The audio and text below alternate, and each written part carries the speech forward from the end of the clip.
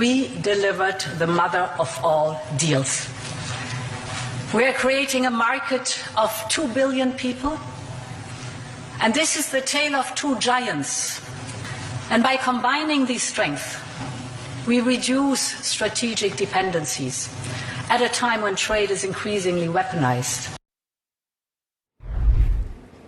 Well, Bloomberg's chief Europe correspondent Oliver Crook now joins us. Ollie, what do we know about the contents of the agreement?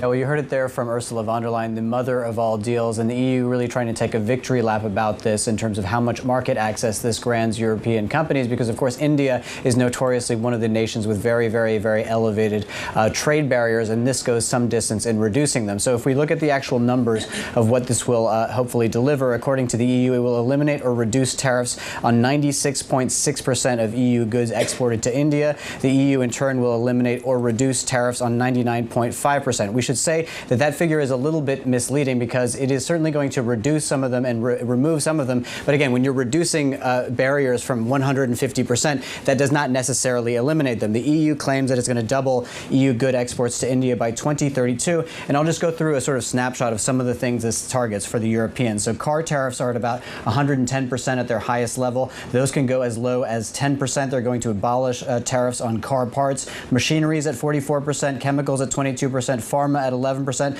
Those will be mostly eliminated. We also are very concerned and concentrating on the farmers and, of course, agriculture. The average tariffs on agriculture going into India are over 36%. Those will come down. Wine, something for France there, 150% down to 75%, eventually 20%. Olive oil, something for Italy, down from 45% to 0% over time. That being said, of course, one of the big concerns for the European farmers is that their own sort of produce and their own products are protected within Europe, and there are provisions for that within this agreement. For example, beef, chicken, rice, sugar are all excluded from this trade agreement, and of course all this sort of health and safety standards for food products will also have to be maintained from the European level. So again, the idea with many of these tariffs, they will not go into effect on day one. They will go into effect over a progressive period of time, sometimes 5 years, sometimes 10 years. This still needs to clear the hurdle of the European Council, European Parliament, and some other sort of legal amendments. But again, this is for the Europeans a major step forward, and again, a major signal to the President of the United States that basically multilateralism is not dead, and if you cannot trade with the United States, you're going to have to go and trade elsewhere.